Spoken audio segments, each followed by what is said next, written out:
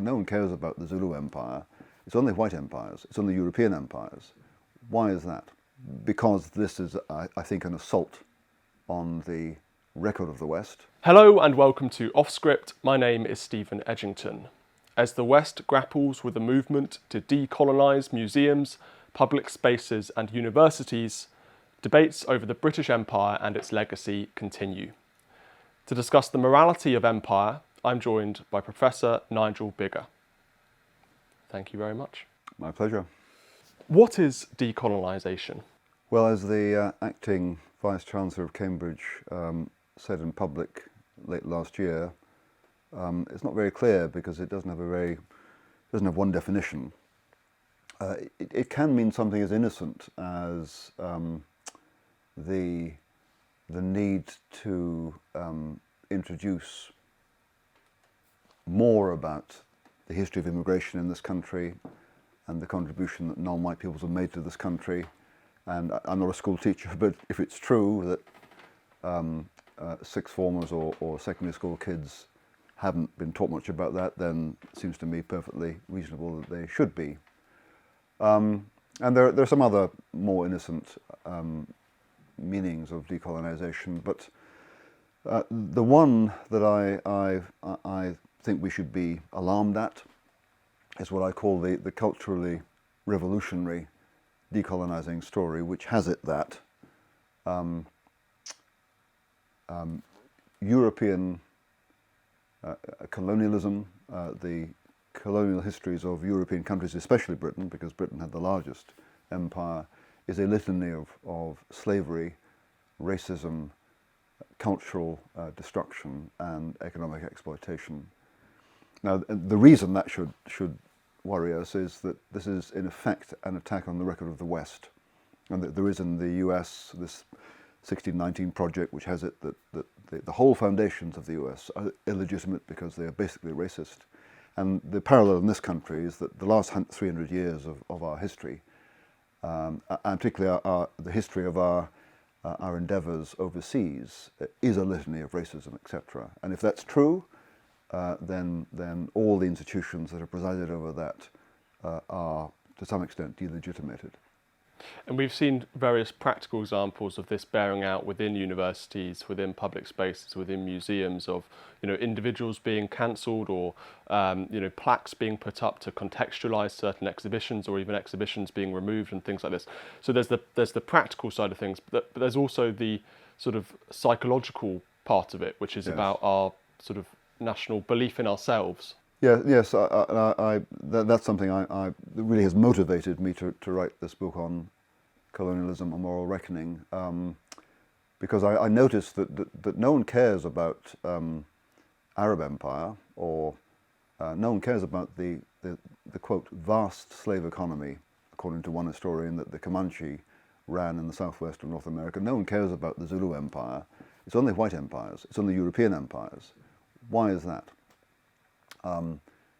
Because this is, I think, an assault on the record of the West, and therefore an assault on faith in the West. Because if it's true that all we've done throughout the world is cause misery, then who wants to believe in the West anymore? And of course, right now, the West is under threat, serious threat, from Putin in Ukraine and President Xi rattling his nuclear sabers over Taiwan. So this is the wrong. The issue is not whether the West has things to be ashamed of. Of course it does. But the issue is whether the West's record is sufficiently something to be proud of and to own and to continue, that we should have faith in the West.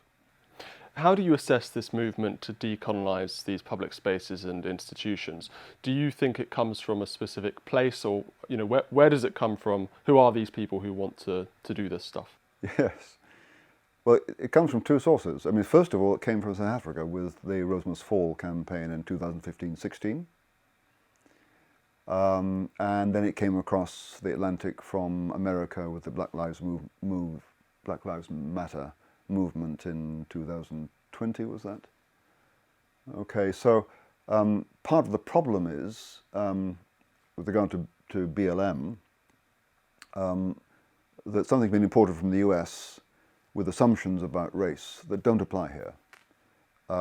Again, the issue is not whether we don't have racism among us, but the history of race in the United States is very different from the history here. And that point was starkly made in a photograph I saw of an English protester female protesting in a Black Lives Matter gathering, I think a year or so ago, and she's holding up a placard saying, "Disarm the police." Well, that might apply in Memphis, but you know, here our police are not normally armed. So there's an odd failure to filter what's coming across the Atlantic and to realise that what applies there doesn't necessarily apply here. Why is it not filtered? I can only think that it's not filtered for political reasons. It's politically advantageous for certain lobby groups, left-wing groups, to forget the difference and to big up the problem of racism among us. And this impacted you personally with the publishing of your book in 2020. So can you just tell viewers a little bit about what happened? Yes, of course. So taking the story from the beginning, in December 2017, for the first time I plunged into a public controversy over a project I was running on ethics and empire, and an article I published on colonialism where I said that we British have reason for both pride and shame, both shame and pride in our colonial past. So that got me in the papers for about 3 weeks every day in December 17. The following year, early on, I was approached by a commissioning editor at Bloomsbury Publishing. We had dinner together, and at the end of that he suggested that I write an intelligent person's guide to colonialism. And I thought about it for a while and eventually agreed to do that. Robin read the manuscript, and in early January he wrote me an email saying, this is an important book, he said. He said he was speechless with the rigour of it, and he predicted it would sell between 15 and 20,000 copies, which would make Bloomsbury a fair penny. So I was delighted, and the book went into the copy editing process, and they even designed a cover. And then in March of 2021, an email came from the senior management of Bloomsbury announcing that they were going to postpone publication indefinitely because, quote, public feeling is unfavourable. I was told that this actually meant they wanted to cancel the contract, but I wasn't willing to let them go straight away because I had no other publisher. I didn't expect them to give me an honest response, but I thought I'd give them a chance. So I asked them in one email, innocently, so which public feeling are you referring to? Because there are several public feelings. And in response, they wouldn't name it. So I said, well, under what condition, how could conditions change so that you would find it favourable to publish? And again, they wouldn't give me an honest answer. And in that last email, they simply said, well, we don't want to keep you waiting, so we want to end the contract. And knowing that I couldn't hold them to it, I had no choice. I had no publisher. My wife tells me, being a man, my emotions are normally several days behind me, but she tells me I was devastated. I was devastated, of course I was devastated personally at the prospect that what I thought was an important book and what my editor told me was an important book would not get published. But what alarmed me most of all was the thought that in Britain now the situation is that publishers will not publish important, well-reasoned books that challenge certain prevailing orthodoxies that, according to my view, are considerably fraudulent. They're not true. And museums and universities and schools are making decisions based on a false reading of the history of this country. And the prospect that that couldn't be said in public anymore because publishers were too scared to do it, filled me with depression. But happily, not all publishers were as cowardly as Bloomsbury, and HarperCollins came to my rescue, and William Collins will publish the book on Thursday. So a good end, in a way, to that story, and thank goodness. Absolutely. And let's talk about the book then. So this is a moral kind of examination of the British Empire. I'm interested as well where this idea that the British Empire was this evil thing kind of came from. Obviously, you go back a long time in history. Do you think that the Americans aided this view of our empire, sort of in the past as well? When you look at presidents, they were very anti-British colonialism, yes, during the war and immediately after the war. How do you view that sort of American view of our empire? How has that changed things? Yes, I'm sure that has had influence, and of course, whatever happens in America does come over here. And right now, of course, the New York Times has become famous for being relentlessly anti-British. The left in America, and this includes, of course, a lot of American academics, has become fiercely critical of America's own early colonial history.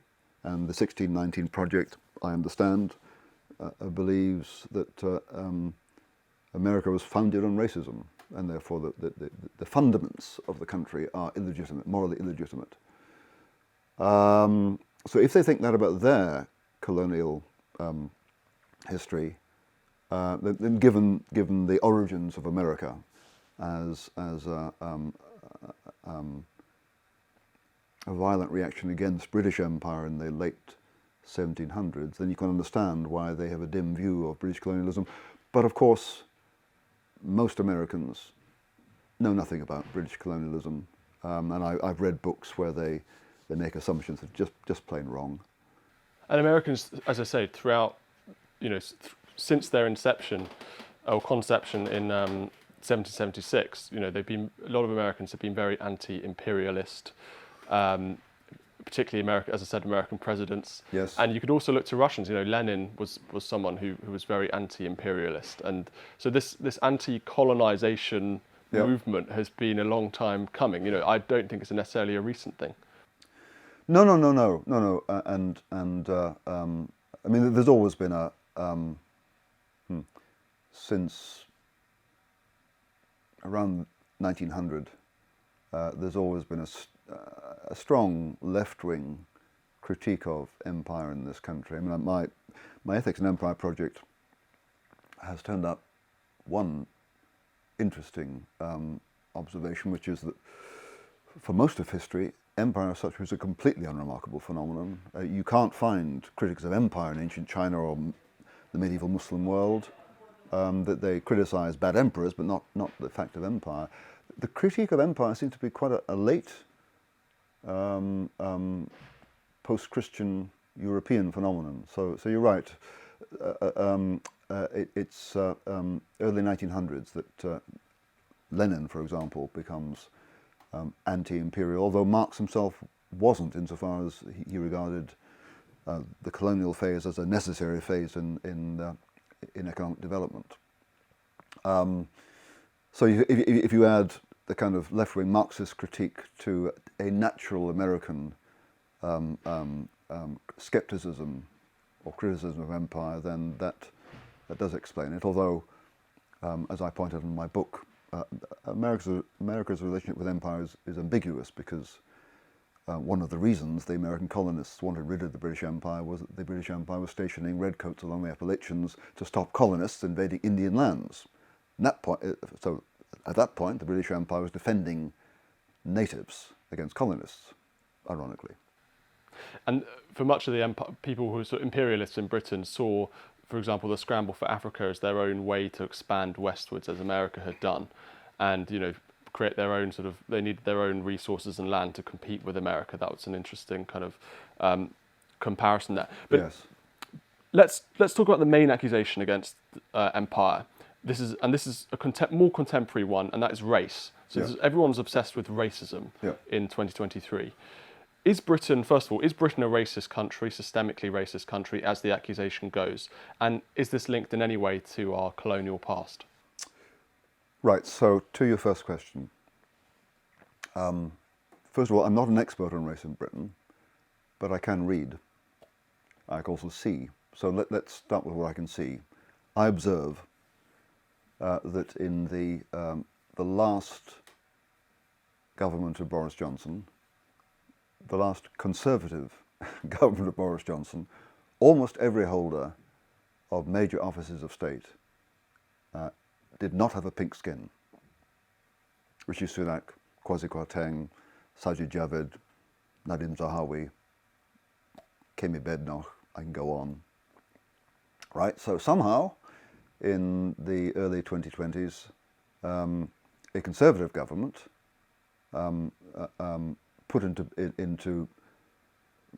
populated itself with people from whose ethnic background was Indian or Iraqi or Nigerian or Ghanaian, whatever. And there was no discussion of this in the newspapers at all. It was entirely natural, which is exactly as it should be. So, prima facie, at first glance, is this a white supremacist country where we believe that only whites can stay on top? Is this so systemically racist that people with non-white skins can't rise to the top? Well, evidently not. Does this mean there's no racism amongst us? Does it mean that in some institutions there isn't institutional racism? No, it doesn't mean that. But the government's own report on race and ethnic diversity, published in early 21, chaired by Tony Sewell, called the Sewell Report. And of the commissioners, I think there were 10, all but one of them had a non-white skin. They concluded that no, Britain is not systemically racist as a whole, and the reason for different outcomes between ethnic groups, the reasons are various. And they also noted that usually at the bottom of the social pile are not black people or off-white people, but poor whites. So the assumption, it is often an assumption, it's not argued, and often it's made by appeal to the lived experience of black individuals. To the response is, well, different black individuals have different experiences. The assumption that Britain is systemically racist, I think, is highly dubious. Now, what's that got to do with the colonial past? Because the story goes, and this is at the heart of the decolonizing narrative and its rationale. The story goes that we are systemically racist, and that our systemic racism derives from our colonial history, and the epitome of that colonial history was slavery, which was obviously based on a racist view of Africans as people who could be treated as subhuman, or certainly inferior humans. So what's wrong with that? Well, basically what's wrong with it is that there's no direct, unbroken causal connection between slavery in the 18th century and the present. Why isn't there an unbroken causal connection? Well, for a number of reasons, but the main one is, in 1807, this country was among a handful of European countries who were the first countries in the history of the world to abolish the slave trade. This was while Africans were doing it, while Arabs were doing it. The Comanche in southwest North America had done it in the 1700s. I was in North Carolina earlier in January. Went to the Museum of the History of North Carolina and discovered that on the eve of the American Civil War in 1860, there were 30,000 freed slaves in North Carolina. Some of them held slaves of their own. Right, so everyone was doing it, but in the early 1800s, this country decided to abolish the slave trade, and 30 years later, abolish slavery throughout the empire, and for the following 120 years until the end of the empire was committed to suppressing slavery and the trade in slaves all over the world, on the basis of a mainly Christian, somewhat Enlightenment view that all human beings are equal, regardless of race, in the sight of God. So on the basis of a vision of human equality. So that's the main huge fly in the ointment of the decolonizing story, that between us and slavery is a century and a half of committed anti-slavery. And just to add to that, I mean, the movement to abolish slavery in this country was, I mean, it involved MPs in the early 1800s, of course. It involved people in the House of Lords, of course. But it also involved, for the first time in British politics, I think, a mass movement. Something like a third of the population signed petitions in favour of abolition in the late 1700s, early 1800s. So there's that. Then you have people like Frederick Douglass, the famous black abolitionist, arriving here in 1845, and he declares, I find here an almost perfect absence of the kind of racism that I and fellow Negroes experience in the States. And then you have, scrolling forward 100 years, in 1943, when the US Army landed here and wanted the British to accept segregation, so black troops couldn't meet with whites in pubs or whatever, there was widespread popular unrest at that. And the Secretary of the Colonies had to protest in the cabinet against acceding to American demands.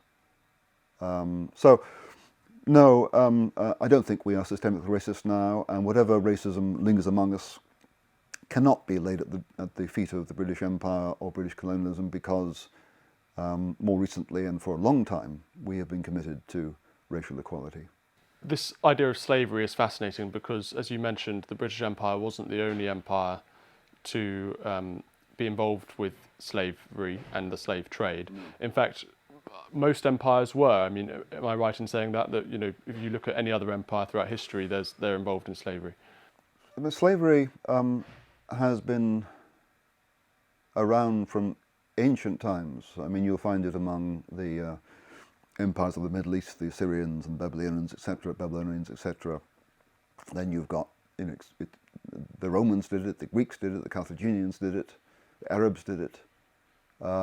Everyone was doing it. And as I say,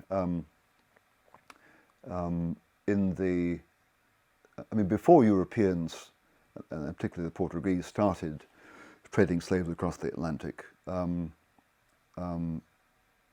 Arabs had been trading Africans, and before that, Africans had been selling other Africans to the Romans. So it was a universal institution from ancient times. It wasn't. There were varieties of slavery, and if you were a Muslim slave in the Ottoman period, sometimes you could rise to become prime minister.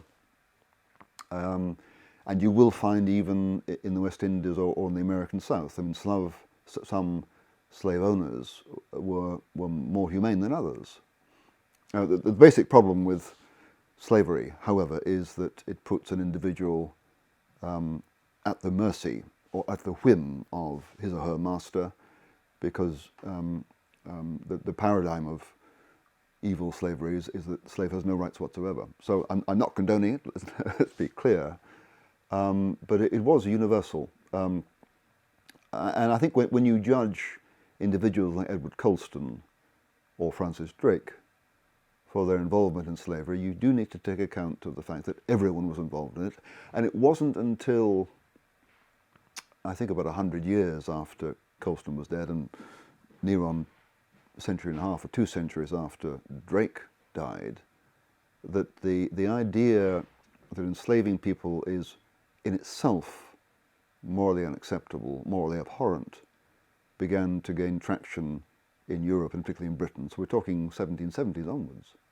So you're making moral judgments about the past, which is always a tricky business. And maybe you can discuss how you've done that and how you've kind of got around those issues. Because as you say, the Enlightenment changes people's opinions, Christianity changes people's opinions. And, that example of Drake is interesting because the BBC recently described Drake as the famous slave trader. And that, you can see that's how far the discourse has gone. And this is why perhaps your book is so important to have these discussions. So just how do you get around this issue of judging people hundreds of years ago on their morality of today, after using today's values? The first thing you have to do is you really have to take on board the fact the past was very, very different. For most people, life was dreadful from our perspective. Life was very short and could be very brutal, and life was very insecure. So there was lots of violence, and we enjoy. We are of course full of complaint about our current woes, but we in Britain, even now, most of us, the vast majority of us, enjoy degrees of wealth and health and security in public that are unprecedented in our own history and unprecedented in the history of the world. And there are plenty of people right now who do not enjoy what we enjoy. So we have to get ourselves out of the present to realize just how insecure life was in the past. And that when life is insecure, there's more violence. Because you need to use violence, and you need to deter people from attacking you a lot. And so one has to be a bit forgiving. Yes, I regard slavery as abhorrent, but I recognize that even in the past, slavery wasn't always dire. It depends what kind of slavery we're talking about. And even in the past, people could distinguish between inhumane, cruel forms of slavery and more humane forms. So they weren't entirely morally insensitive. So there's that. And then I think, what else in terms of moral judgments of the past? I do think we can't help but make moral judgments of the past, and we can recognise unnecessary cruelty, and even at the time people recognise unnecessary cruelty. But as I say, in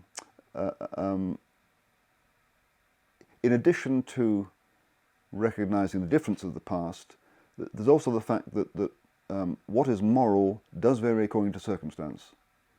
So, with regard to violence, the rule is, unless you're a complete pacifist, which I'm not, don't use more violence than you really have to.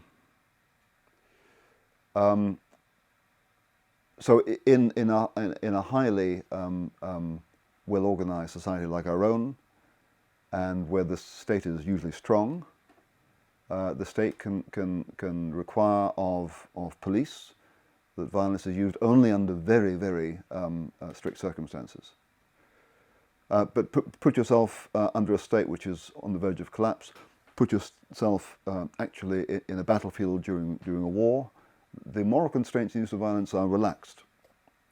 And the fact of the matter is that in the past, life was generally much more insecure, the threats to life were much higher, and states were much weaker. Therefore, the amount of violence that is necessary increases. So I think it's not just recognising the difference between us and the past. More generally, it's recognising that what's required morally is relative to circumstances. It doesn't mean that all principles are chucked out the window, but it does mean that they're relative. Let's talk about motivations behind the British Empire. Now, these are varied and I'm sure change from within individuals and within different periods of the empire. The empire was around for a long time, so there isn't only going to be one sort of answer to this question. But what was the central motivation, do you think, behind the empire? As it happens, you asked me that question after a weekend when there was a review published in the Times of my book, which made a caricature out of what I've written and told readers that I paint a picture of the British Empire as a scheme for moral improvement, which is just silly. And instead, this reviewer says, no, the empire was all about profit, which is also silly, because yes, the empire was about trade from the beginning, and merchants want to make a profit, and financiers want to invest, and shareholders want to return. Nothing wrong with that. But it was also about other things too. It was about mass migration of people from these islands, from the British Isles, Scots and Irish and English people fleeing famine in this country, or just wanting a better life. Going to North America was their preferred destination, much later Australia. Not many were keen in Africa because of disease. And so people pitching up on the shores of North America were wanting a better life. So this is the Mayflower, this is Mayflower. The Puritans. And also fleeing religious persecution.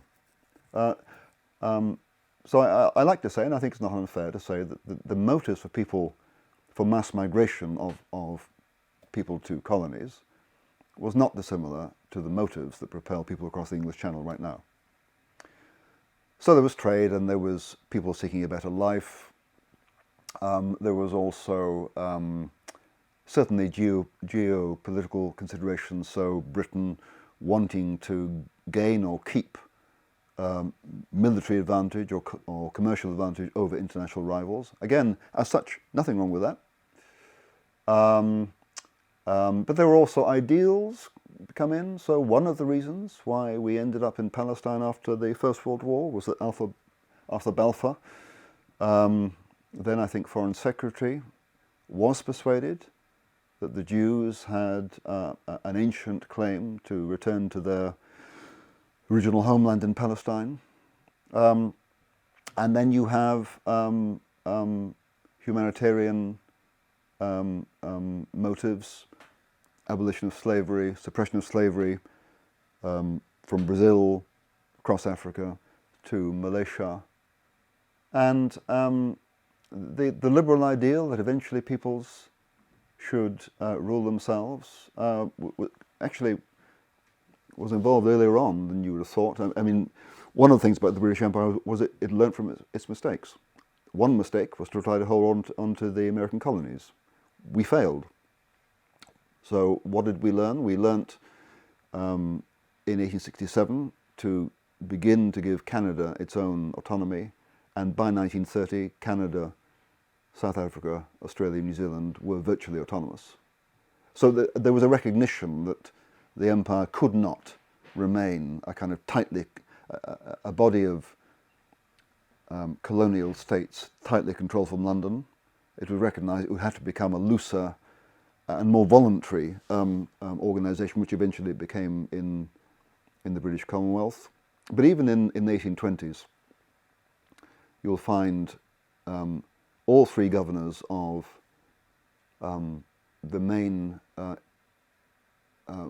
trading cities in India, Madras, Calcutta and Bombay, all as they happen governed by Scotsmen. Every one of them says that we can't stay here forever. All we can do is hope to help Indians build a coherent, sufficiently well-governed political system, and then we go with grace and hopefully go with their affection.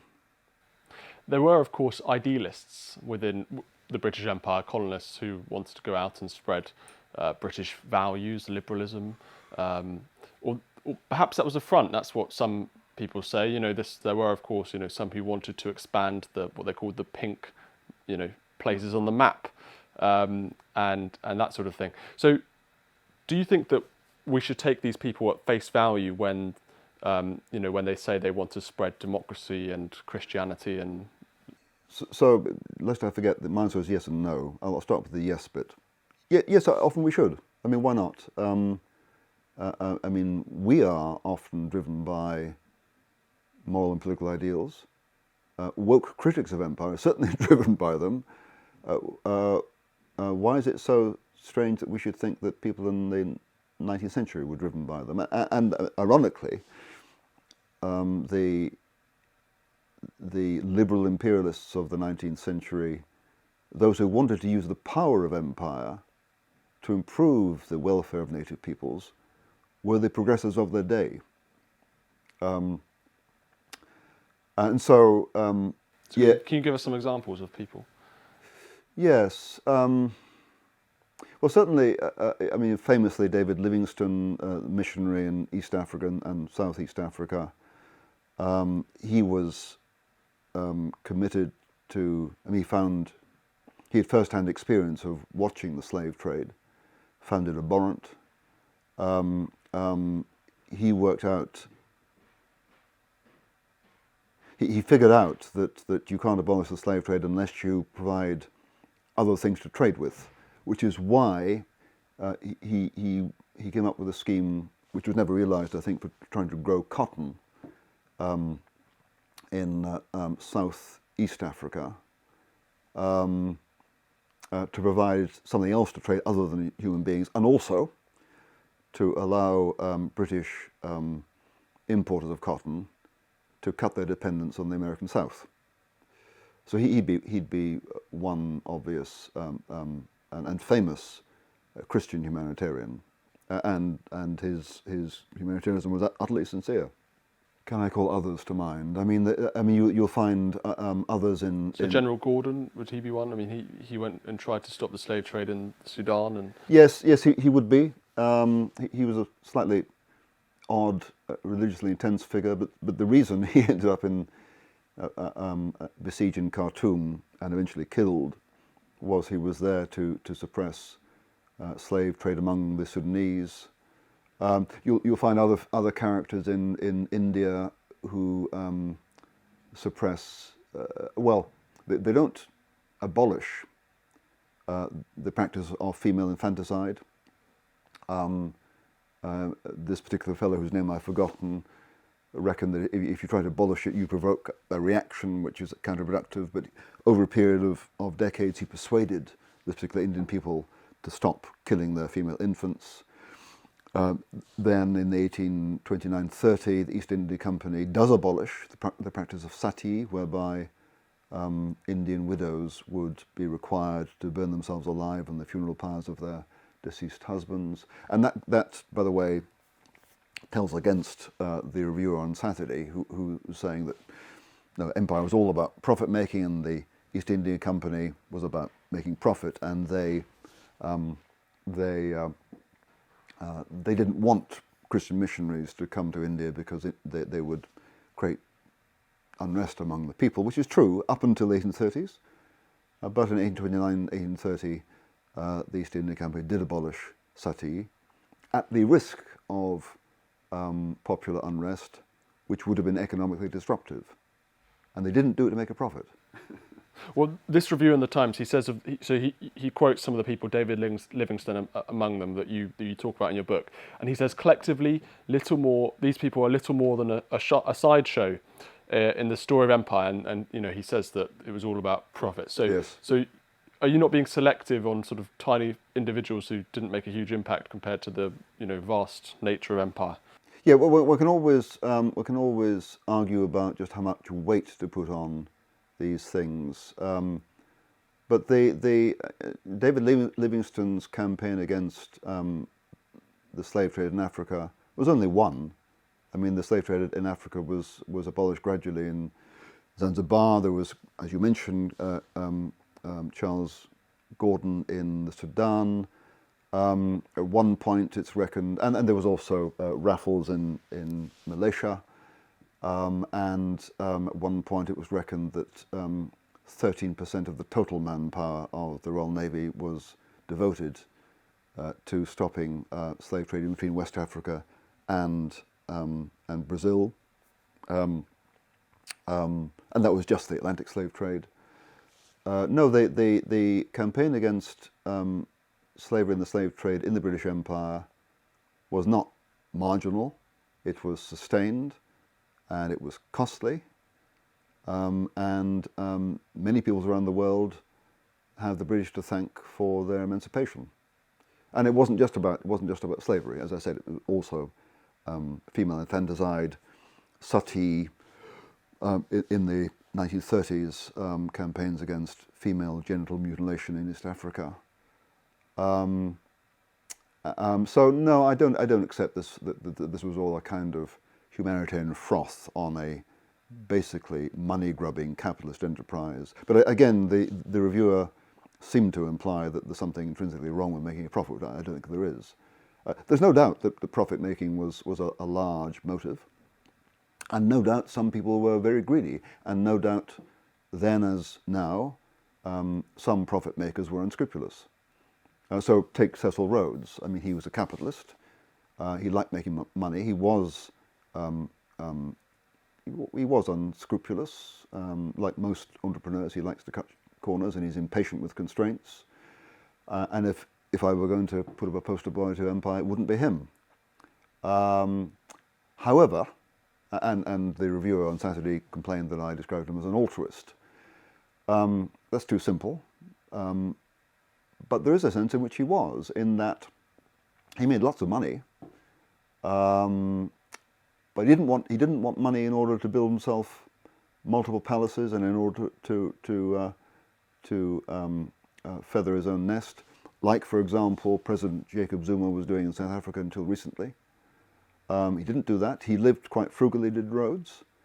He invested his money in, and he was powered by perhaps a rather naive vision of the British Empire as a force for good, as a force for modernization, which would improve the welfare of peoples. And so he used his money to develop infrastructure in South Africa, and famously funded his world-famous scholarship scheme. So he didn't spend, whatever you think about his motives, and they were mixed, and his conduct was certainly morally ambiguous, he wasn't a greedy man, oddly. Well, we've done a whole podcast on him, and people should go and check that out. And we talk all about his life and his motivations. And there's another chap who I'm fascinated in, which the reviewer in the Times quotes from. So this is Lord Salisbury. This is the British Prime Minister, yes, in the late 19th century. This is at Pax Britannica, the height of the British Empire. Yes. And the reviewer quotes from Lord Salisbury saying, "We seek no goldfields." Yes. And then he compares Lord Salisbury to Richard Nixon, in his sort of duplicity during the Watergate scandal, and Bill Clinton when he denied those allegations against him of sexual impropriety in the White House. Yeah. So this was really interesting to me, because Lord Salisbury was a deeply moral man, a deeply Christian man, probably one of the most moral prime ministers Britain's ever had, a man who thinks very deeply about things, who certainly didn't lie purposefully, I don't think. From what I've read about Lord Salisbury, he seemed like a very kind of straightforward guy. And to compare him to Nixon and to Clinton is applying modern standards to someone who I suspect the reviewer doesn't know too much about. And I think it's interesting that perhaps today, when Christianity is on the decline in the West and in Britain in particular, and questions of morality are not debated too often in public life, that perhaps when we judge these Victorian figures, we are missing something, or we perhaps don't quite have that same understanding of morality and Christianity and their motivations as we could have. Yes, I found Saturday's review just generally cynical. I don't know much about Salisbury. You clearly know more about him than I do. The person I know about in South Africa was Alfred Milner, Lord Milner, who was High Commissioner in Africa. And he also was a very moral man. He was actually a subscriber to a certain kind of socialism, and he supported work in the East End of London among the poor.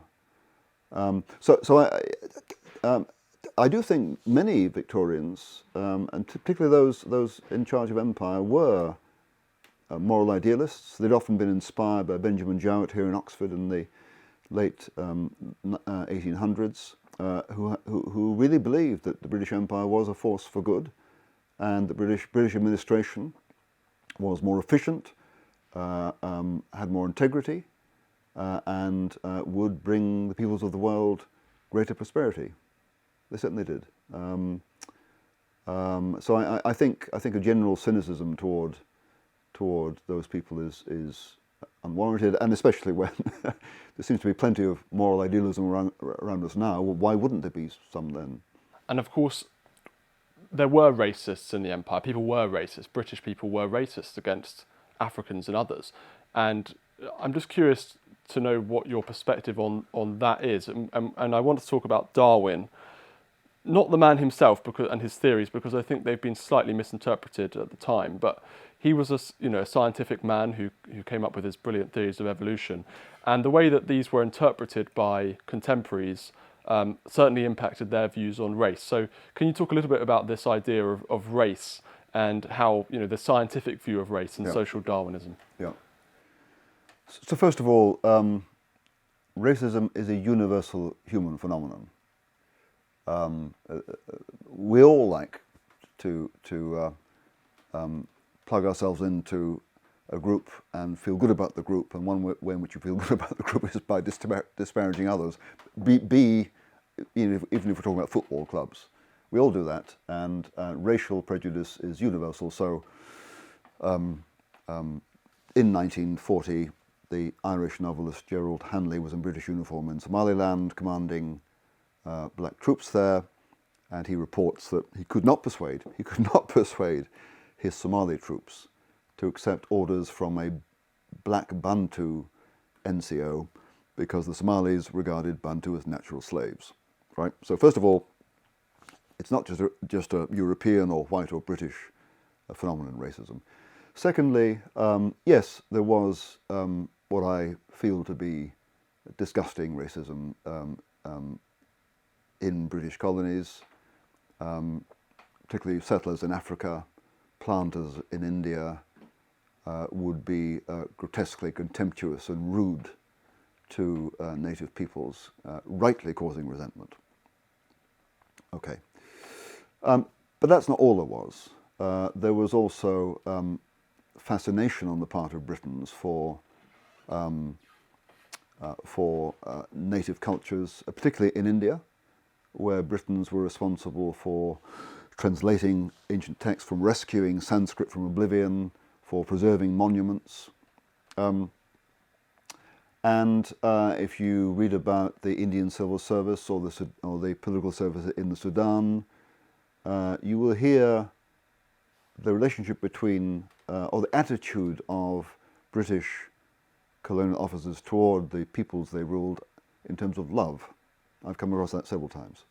Now, it may have been patronizing, but it was love, not racism. So there's that. But to get to your main point, yes, in the mid to late 19th century, there arose what's called scientific or biological racism.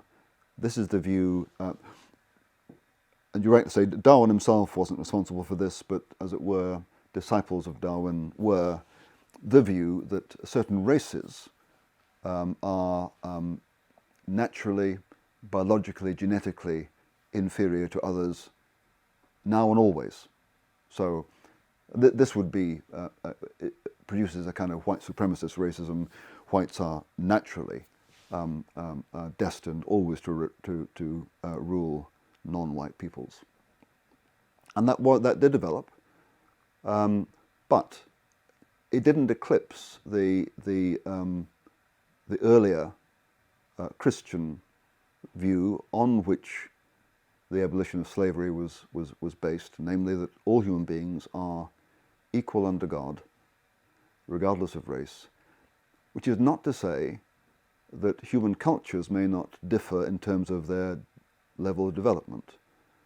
So it is perfectly capable for someone like Rhodes to land in South Africa in 1870 and feel himself to be part of a culture that was manifestly superior to Bantu African culture in terms of science and technology and medicine and military power and even political institutions and in some cases morality, because British culture, British civilization was in those respects. Nevertheless, Rhodes can be found in the 1890s saying in Parliament, in the Cape Parliament, that when all said and done, Africans and Europeans, Africans are no different from ourselves, basically. But there is, but he would refer to Africans as children, patronising. He also referred to the Fellows of Royal College as children in terms of finance. But basically, biologically, naturally, no, Africans and other native peoples are our equals. But that's a really important distinction between different kinds of racial prejudice. Let's talk about the Second World War. And I don't know how much you talk about this in your book, but it's an interesting, obviously the outcome of the Second World War is, for the British Empire, is very negative. You know, it accelerates the speed of decolonisation in a very, in the practical sense, not in the new terminology. Yes. People. So I just read a biography of Lord Halifax, and he was the Viceroy in India, and he was later Foreign Secretary, and someone greatly involved in this movement to appease Hitler. And part of the motivations behind that was to protect the British Empire. They saw another war as being a serious danger to the already very fragile British Empire, and he'd seen in India how fragile it was. You know, he was coming up against Gandhi and the movement there already. The outcome of the Second World War, as I say, was mass decolonisation across the colonies. How do you put the Second World War in place of in your sort of moral balance sheet? Because although politicians like Churchill were determined to save the empire and wasn't sort of, they weren't doing this to sort of sacrifice the empire to save the world, as it were. You know, that certainly wasn't his motivation in his mind, but that was the outcome. Yes. So, actually, Halifax, of course, was one who wanted us to negotiate with Hitler in 1940. I forget exactly what Halifax's motivations were, but the evidence is, I think, that Hitler would have let us keep the empire. So it could be argued the better way to save the empire would have been to appease Hitler. Whereas in May 1940, with the fall of France, and our troops just kicked out of Norway, when Churchill persuaded Britain, persuaded Parliament to carry on the war against Hitler. And for the next 12 months, the British Empire was the only military power in the field against Nazi Germany, with the exception of Greece. So it was very lonely, very risky, very precarious. Victory was not assured, and yet Churchill did it. So Churchill, in a sense, didn't persuade Britain to carry on fighting Nazi Germany to save the empire. He put the empire at risk. Why? Because, to his credit, he recognized that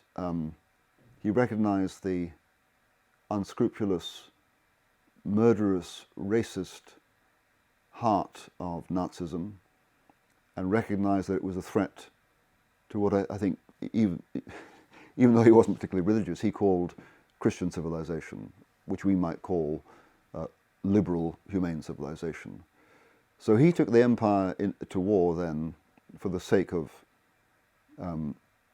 what we would regard as liberal, progressive humanity. And that's partly, I quote in my book an African chief who volunteered his people to serve in the British Army, many of them in Southeast Asia. And the African chief, I think it's in Ghana, says, well, we took a look at Hitler, we looked at what he thought of African peoples, and we could see who was fighting for us. It wasn't Hitler, it was the British. That's why we fought with them. And in India, there were over 2 million volunteers who fought with the British, and the British component of forces in Southeast Asia was in the tens of thousands, whereas the Indians gave 2 million. No, most Indians wanted independence at that point, but they recognized that the kind of imperialism that Japan represented was far more brutal and unscrupulous, and probably not very respecting of Indians, that they fought with the British as part of the empire, so that they could come to rule what the British had built. But they wanted to keep what the British had built. One final question, and goes to the very heart of your book. Okay, so you're not an historian, you are an ethicist. I think you'd admit that. Yep. In an age obsessed with facts and fact checkers and experts, how do you find debating these issues? Because you are focusing on issues of morality and not facts. Yep. And to date, and I'm sure it will continue, one of the main ways in which those who don't like my views on empire seek to discredit me is by saying, "Oh, he's not an historian." To which my response, if I'm being particularly combative, is to say, no, I'm not a professional historian, but first of all, generally speaking, I prefer to judge what someone says or writes on its merits and not to pull rank. But if we are pulling rank, then what I've done is to make a moral assessment of British Empire, and I don't know of any historian who has my qualifications in ethics. So, on that, in that respect, I'm the only qualified person in the room. But then, although I am equipped to think about moral concepts and to think about how to make moral judgments about complex things, and I've done a lot of work on judging wars, for example, morally. Yes, I have to get, as it were, the facts right. Otherwise, my judgments are going to be go astray. So I've done a vast amount of reading. You will find that when treating some controversial issue, I don't rely on one historical account. I read several, and the reader can see exactly why I make sense of certain facts in the way I do, and over a third of the book is composed of footnotes. And by the way, there's a lot of good stuff in the footnotes. And I had to do that. I spare the reader a lot of detail in the text. So if you don't want the detail, you can ignore it. But I had to do that because these things are so controversial. And because I'm not an historian, I need to show I've done my homework. So I think I've got the facts mostly straight, although the territory is vast and runs from 1600 to 1960 and from British Columbia to New Zealand. So no doubt there are some facts I've missed. No doubt there are factual corrections to be made. And when those are pointed out to me and when I've agreed with them, I will make them. But the third thing I did was to show the manuscript of my text to a number of historians, and I've asked their advice on various points, which is incorporated into the book. But then I asked, I think, 10 historians if they would look at the manuscript and write pre-publication commendations, and the front of the book has their commendations, and I did that precisely to wrong foot those to say, "Oh, Biggar's not an historian, we can't take him seriously," because the likes of Vernon Bogdan or Robert Toombs, Neil Ferguson, Titanka Roy, who is a specialist in the history of colonial economics, Andrew Roberts, Ruth Dudley Edwards, the author Matthew Paris, who's a journalist, not an historian. But I've got what I think to be very strong recommendations from professional historians, many of whom use the words fair and balanced. Some use the word rigorous. So that if someone complains that Biggar's not an historian, so we shouldn't pay attention to him, those are the things I would say. Thank you very much, Nigel, for joining us. Thanks for the opportunity. Appreciate it.